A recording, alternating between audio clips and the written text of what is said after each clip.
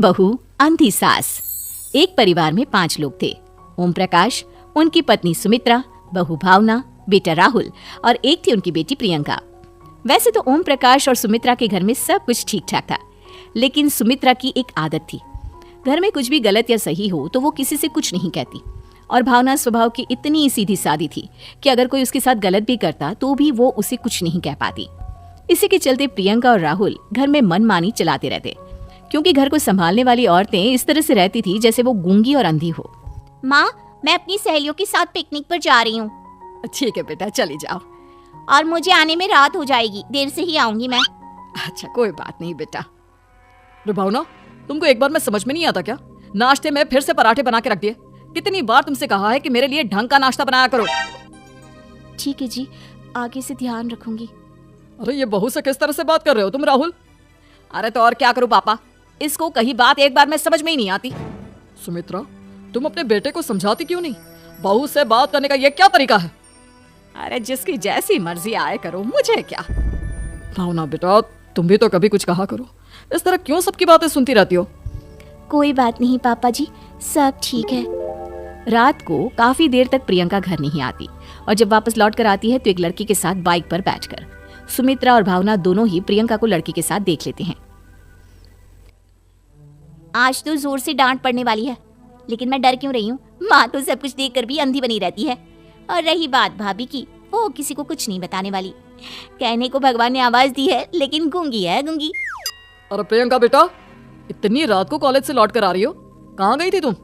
पापा, वो सहेली के घर पर थी, पढ़ाई करने के लिए रुक गई थी। अच्छा ठीक है, जाओ अपने कमरे में जाओ और सो जाओ।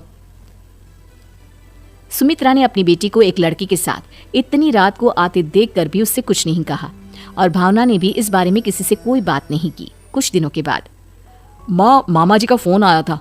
उन्होंने प्रियंका के लिए कोई रिश्ता ढूंढा है, लड़के वाले उसे देखने आ रहे हैं। अरे मुझे नहीं करनी शादी वादी, किसी लड़की को बुलाने की कोई जरूरत नहीं है। ये तुम क्या कर रही हो प्रियंका बेटा? तुम्हारी शादी की उम्र हो चली है और तुम्हारे मामा जी ने बहुत अच्छा रिश्ता बताया है। पापा, अब जिद क्यों कर रहे हैं? और आप क्यों मेरी मर्जी के खिलाफ शादी कराना चाहते हैं? अरे माँ, इसको समझाइए ना। आपकी बेटी, आप तो बस चुपचाप सब कुछ होते हुए भी देखती रहती हैं। अरे तो क्या कहूँ, और मेरे कहने से क्या हो जाएगा? वैसे भी गलत क्या हो रहा है, सब कुछ सही तो है। भावना बहू, देखो तो प्रियंका हमारी बात नहीं समझेगी, लेकिन वो तुम्हारी हम उम्र है। क्या पता तुम्हारे कहने से उसे कुछ समझ में आ जाए। नहीं पापा जी, मेरे कहने से कुछ नहीं होगा। मैं प्रियंका को कैसे समझा सकती हूँ? वो ननद है मेरी, कहीं मेरी किसी बात का बुरा मान गई तो। सुमित्रा और भावना में से कोई भी प्रियंका को कुछ नहीं समझाता। इस बात से राहुल और ओम प्रकाश जी दोनों ही परेशान हो जाते हैं। और फिर जब लड़का प्रियंका को देखने के लिए आता है, मुझे आपकी बेटी बहुत पसंद है, मैं उसके साथ शादी करने के लिए तैयार हूँ। देखो, मुझे तुमसे शादी नहीं करनी, और ये बात जितनी जल्दी समझ में आ जाए अच्छा रहेगा। अरे तो फिर आप लोगों ने मुझे यहाँ बुलाया ही क्यों? माफ कर दो बेटा, वो हमारी बेटी जरा गुस्से में है, हम उसे समझाने की कोशिश करते हैं। हाँ, देखिए आप नाराज मत होइए, वो तो उसने बस ऐसे ही कह दिया होगा। अरे कोई ऐसे ही कुछ कहता है क्या? और ये आपकी पत्नी और माँ, ये दोनों इस तरह चुपचाप क्यों बैठे हैं, जैसे इस घर के मेंबर ही ना हो? आपके घर में सब कुछ ठीक तो है ना? अरे सब कुछ ठीक है बेटा। सुमित्रा, समझाओ ना अपनी बेटी को। अरे क्या समझाऊं, क्या होगा समझाने से? सब ठीक ही तो हो रहा है, गलत क्या हो रहा है? भावना, प्रियंका को अंदर लेकर जाओ और उससे समझाओ कि कितना अच्छा रिश्ता है। इतना अच्छा लड़का है, इस तरह से बिहेव ना करे। नहीं जी, मैं किसी से कुछ नहीं कह सकती जी। अरे अजीब परिवार है, मुझे तो यहाँ से निकलना पड़ेगा। इस तरह से तो आपकी बेटी की शादी किसी से नहीं हो सकती। जिसके घर की औरतें गूंगी और अंधी बनकर बैठ जाए, उस घर का कुछ नहीं हो सकता। ओम प्रकाश और राहुल सुमित्रा और भावना की हरकतों की वजह से बहुत परेशान हो जाते हैं। एक दिन वो दोनों आपस में बात करते हैं। पापा, समझ में नहीं आता कि भावना और माँ को कैसे समझाया जाए। सही कहते हो बेटा, तुम और मैं काम के सिलसिले में सारा दिन घर के बाहर रहते हैं और घर की दोनों औरतें जिन्हें सारा घर संभालना चाहिए, गूंगी और अंधी बनकर बैठी हैं। पापा, आप ही बताइए इसका क्या उपाय है? मेरी तो कुछ समझ में नहीं आता बेटा, लेकिन हमें कुछ तो करना पड़ेगा, क्योंकि इन सब की वजह से प्रियंका बहुत ज्यादा बिगड़ती जा रही है। तुमने देखा उसे किस तरह से बिहेव किया था। अरे लेकिन पापा, हम करेंगे क्या? हमें एक नाटक करना होगा। कुछ दिनों के लिए हम भी गूंगे और बहरे बन जाते हैं, उसके बाद इन दोनों औरतों को अकल आएगी। हाँ पापा, शायद आपकी बात ठीक है। हम दोनों हर बार बात को संभाल लेते हैं और इसी वजह से माँ और भावना कुछ भी करने की कोशिश ही नहीं करते। और फिर अगले दिन। भावना, नाश्ते में क्या बनाया है? जी पराठे बनाए हैं। मेरे लिए पोहा बना दो। अच्छा जी ठीक है, अभी बना देती हूँ जी। बहू, नाश्ते में क्या बनाया है? पापा जी पराठे हैं और पोहे बन रहे हैं। और बहू, मुझे तो उपमा खाने का मन था, मेरे लिए उपमा बना दो। ठीक है पापा जी, अभी बना देती हूँ। भाभी जल्दी से जरा मेरा कॉलेज का टिफिन तो पैक कर देना। और सुनो, मुझे ना भिंडी की सब्जी खाने का मन है। सुमित्रा चुपचाप बैठी बैठी सब कुछ देख रही थी। उसने किसी से कुछ भी नहीं कहा और ये देखकर भावना को मन ही मन गुस्सा आ रहा था, लेकिन वो किसी से कुछ नहीं कह रही थी। उसे लग रहा था कि ओम प्रकाश जी, जो हमेशा उसकी साइड लेते थे, वो भी आज चुपचाप बैठे हुए थे।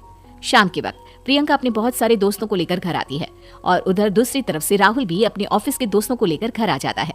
प्रियंका अपने कमरे में तेज म्यूजिक चलाकर डांस करती है और राहुल अपने दोस्तों के साथ बैठकर जोर जोर से हंस रहा था। प्रियंका और राहुल मिलकर पूरे घर को अस्त व्यस्त कर देते हैं, लेकिन भावना उनसे कोई शिकायत नहीं करती और सुमित्रा जी भी चुपचाप बैठी रहती है। लेकिन भावना और सुमित्रा के अंदर का गुस्सा धीरे धीरे बढ़ रहा था। फिर रात को ओम प्रकाश और राहुल एक दूसरे से बातें करते हैं। पापा, हमने इतना कुछ किया, फिर भी भावना कुछ बोलती ही नहीं और माँ भी कुछ गलत करने से किसी को रोकती ही नहीं।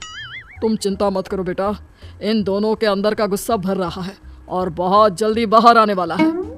अगले दिन। अरे बहू, ये कपड़े धुले हैं या गंदे हैं? पापा जी कपड़े तो मैंने धोकर ही आपकी अलमारी में रखे थे। मुझे तो साफ नहीं लग रहा है, एक बार और धो देना। प्रियंका, मैं सोच रहा था कि तुम्हें उस लड़के से शादी नहीं करनी है ना, मत करो। एक काम करो, वैसे भी क्या रखा है शादी वादी में, तुम्हें जो लड़का पसंद है उसके साथ जाकर कोर्ट मैरिज कर लो। इस बार ओम प्रकाश और राहुल की बात सुनकर भावना और सुमित्रा के अंदर का गुस्सा जाग उठता है। मैं किसी से कुछ कहती नहीं जी, इसका मतलब ये है कि आप लोग मुझे परेशान करते ही रहेंगे। कल 4 बार मुझसे नाश्ता बनवाया, आज पापा जी मुझसे धुले हुए कपड़ों को बार बार धुलवा रहे हैं। अरे मैं इंसान हूँ जी, कोई मशीन नहीं हूँ। तुम दोनों ने मिलकर इस घर की कैसी हालत बना दी है और अपनी बहन को भागकर शादी करने के लिए कह रहे हो। तुम भाई हो या दुश्मन? ओम प्रकाश और राहुल जोर जोर से हंसने लगते हैं। अरे इसमें हंसने की क्या बात है? हम लोग यहाँ इतने परेशान हो रहे हैं जी, तुम लोगों को ऐसी हरकत करने के बाद भी हंसी आ रही है। ये क्या कर रहे हैं जी आप दोनों? यही तो हम चाहते थे कि सुमित्रा, तुम अंधी होकर ना बैठी रहो। घर में कुछ भी गलत हो तो उसे रोकने की कोशिश करो।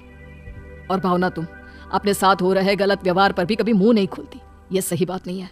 मैं चाहता था कि तुम्हारी भी जुबान खुले, तुम गलत बात का विरोध करो। गूंगी बहू और अंधी सास की ये जोड़ी इस घर में अब नहीं चलेगी।